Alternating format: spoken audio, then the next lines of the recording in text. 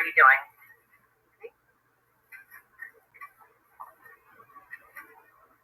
I am just setting out some books that are in our library. So, I've been coming up here for 6 years and always going back and forth about the pornography that's in the library. Always searching, but can't find it. So, I started following a pastor actually, and he had a lady on that does it for a living, and she said that a lot of these books are under titles that parents wouldn't even think of, okay? And before I start this, if there's any children in here or watching, please tune out because a lot of it is it's pretty disturbing.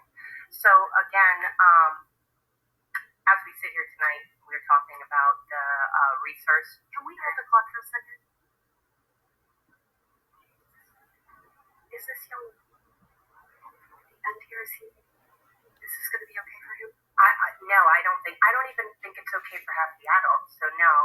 If he's attending, I guess. Good. Okay, resume. I'm so sorry. Okay.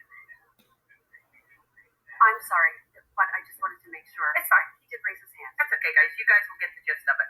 Okay, so this is why I do think it's very important to go over the resource material. And I also think it's very important that the people we elect have a huge seat at that table. So this is called Me, Earl, and the Dying Girl. And again, I apologize. Earl can be sort of profane sometimes, actually mellow, a lot of since his high school days, believe it or not. Back in middle school, he would have asked this in a much more violent and horrible way. Yeah, Earl, I'm going to eat her pussy. Yeah. Do you even know how to eat pussy? Oh, not really. Papa Gaines never sat you down. Son, one day you're going to have to eat pussy. No, but he did teach me how to eat a butthole, and it just continues to go. And as you can see, I read the whole book, but I have, the papers in there. Now, the other book, what was the name of that one, Chrissy? This is called Me, Earl, and the Dying Girl, and you can find this in the catalog, and this is 10-year-olds, okay? The other thing is with this, it's about a girl that has cancer, and she ends up sleeping with him. That's what it's all about. Okay, this is called It Is Perfectly Normal. This was just revised to put the LGBTQ in it. Basically, do it real fast. There is talking about LGBTQ. It shows men having sex, butt sex. It shows women having sex. It also talks about if you don't support the LGBTQ, suicide. It also talks about if you get pregnant, you can use the Plan B. It doesn't say anything about if you use Plan B as, a way to have an abortion that you could, later on not have kids. There's a lot of things that it's definitely indoctrinating children on one side of the thing. So that is another thing. This is in our library. This is actually in the middle schools. All Boys Aren't Blue. Another one that's in our library. Let me just get to the part. There's so many books in here. He reached his hand down and pulled out my dick. He quickly went and started giving me head. I sat back and enjoyed it as you could tell, he was too. He was also definitely experiencing what I was doing because he went to work quite quickly.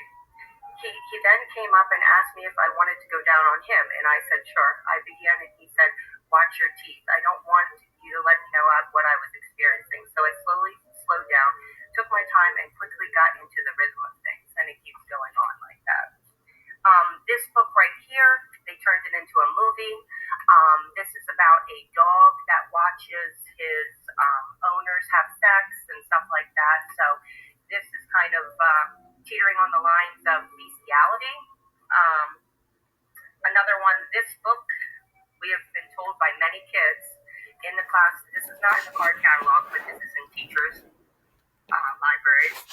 And this was Perfectly Normal a couple of years ago that doesn't have the LGBTQ stuff in it. The Black Flamingo, another book, the same, basically the same. And The Girl from the Sea. The the stuff is very disturbing. Just for me to read, the images I'm getting in my head. We talk about all the time about the kids' anxieties. I'm sorry, your time's up. Okay, just real quick, we talk about the kids' anxieties and their fears and stuff. Trash in, trash out. Thank you.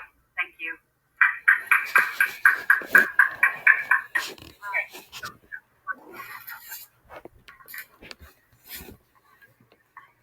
Evening. I wanted to comment about policy 109. I just want to make sure that we're giving adequate time for our solicitor to review and evaluate that before we send it to the full board. I want to make sure that we are avoiding overreach or censorship that could expose the district to more lawsuits. We also want to make sure that we're following our established processes beyond good governance and transparency, which I know you all care about. We want to make sure that the district stays in compliance with the rights of students, teachers, and families. As a parent and community member, I'm concerned that we're trying to protect kids from tough topics. And in that process, we might forget to trust the people that we hired, the teachers and librarians, to do their jobs well. This policy needs to stay student-centered, not driven by adult discomfort.